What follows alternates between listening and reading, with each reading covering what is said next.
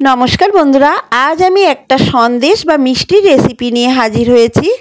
আজ আমি সুজি দিয়ে বানিয়ে দেখাবো একটা সন্দেশ বা মিষ্টি, যার স্বাদ দুর্দান্ত হয় আর যেটা বানিয়ে নেওয়া কিন্তু খুব সহজ।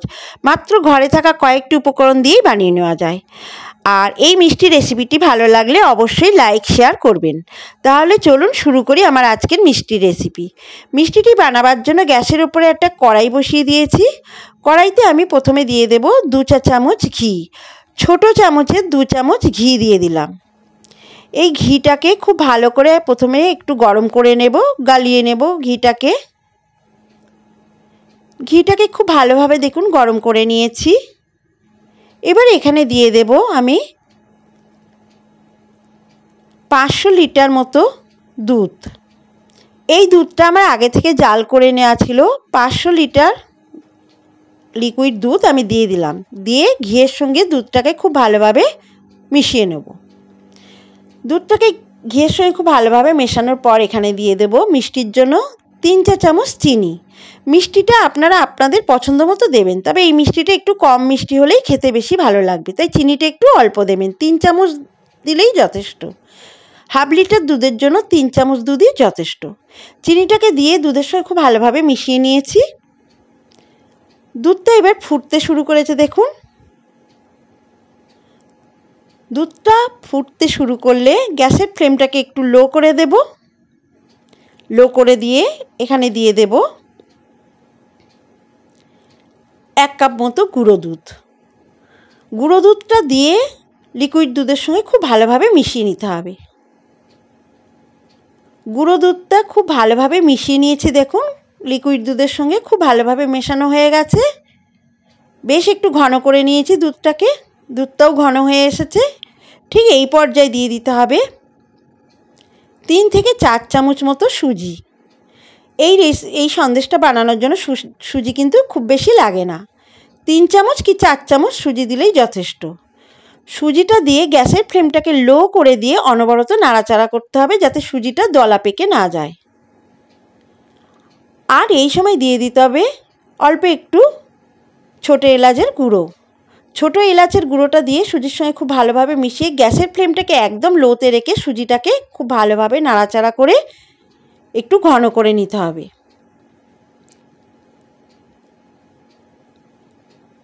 এই সময় দিয়ে দিলাম আমি 1 চা চামচ আরও ঘি। ঘিটা দিয়ে সুজিটাকে অনবরত নাড়াচাড়া করে এই সুজিটাকে একটা সফট ডো তৈরি করে নিতে হবে। একদম নরম সফট ডো তৈরি করে নিতে হবে, ঠিক স্মুথ একটা ডো যাতে তৈরি হয়ে যায়।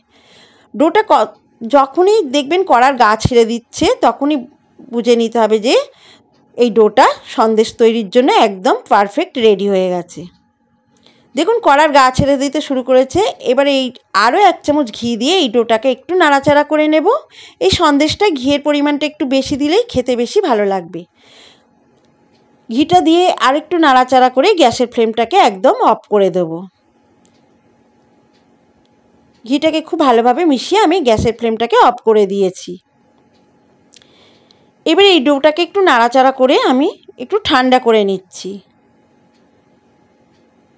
একটু এইভাবে নাড়াচাড়া করে নিতে হবে, নিলে ডোটা কিন্তু ঠান্ডা হয়ে যাবে। ঠিক ডোটা যখন একটু সামান্য ঠান্ডা হবে, তখন একটা ট্রে নিয়ে নিয়েছি আমি।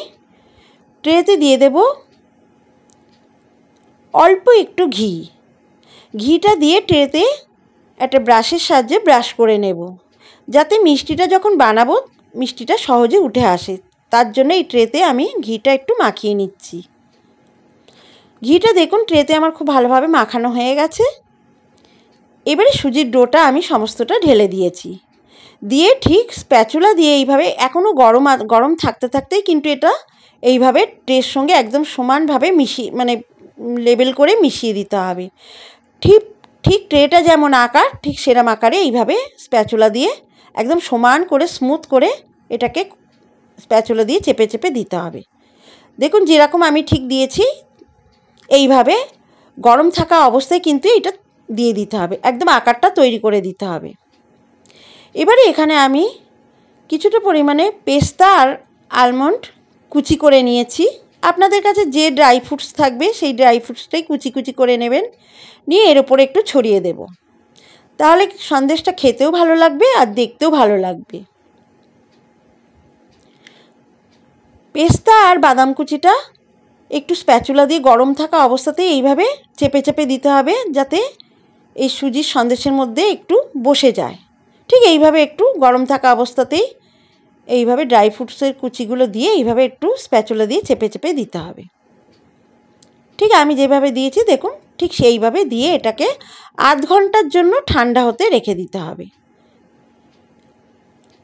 আধ ঘন্টার আগে কিন্তু এটা পিস পিস করে কাটা যাবে না, আধ ঘন্টা একটু ঠান্ডা করে নিতে হবে।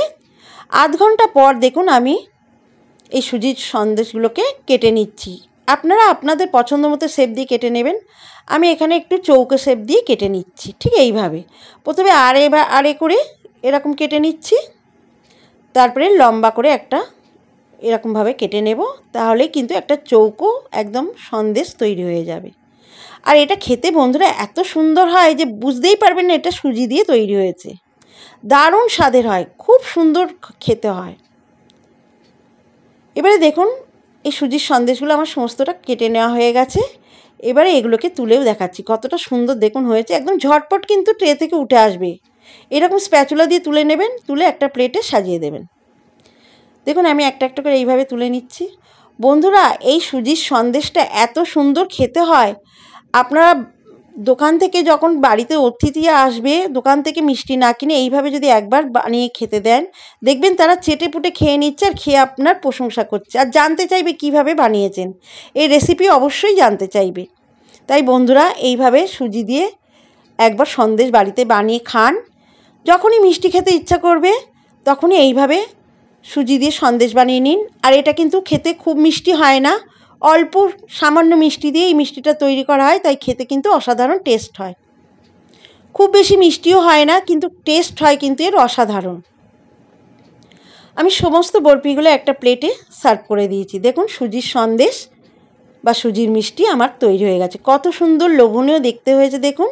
দেখলেই মনে হচ্ছে একটা খাই, আর একটা খেলে মনে হবে কি আর একটা খাই। এতটাই টেস্টি আর এতটাই লোভনীয় হয়। আপনারাও এইভাবে সুজি দিয়ে একবার বানিয়ে দেখুন, খেতে কিন্তু দারুণ হয়। আর আপনারা যদি এইভাবে এই সুজির সন্দেশ বা মিষ্টিটা বাড়িতে বানান, তো খেয়ে কেমন লাগলো আমাকে কমেন্টসে লিখে জানাতে ভুলবেন না যেন। আর যদি ভালো লাগে তো অবশ্যই একটি লাইক করবেন এই রেসিপিটা। আপনাদের একটা লাইক আমাকে অনেকটা এগিয়ে যেতে সাহায্য করবে, তাই অবশ্যই একটা লাইক করবেন ভালো লাগলে। আর আমার চ্যানেলটিকে সাবস্ক্রাইব করে আমার পাশে থাকবেন। আবারও ফিরে আসবো পরবর্তী একটি রেসিপি নিয়ে। ততক্ষণে সবাইকে অসংখ্য ধন্যবাদ।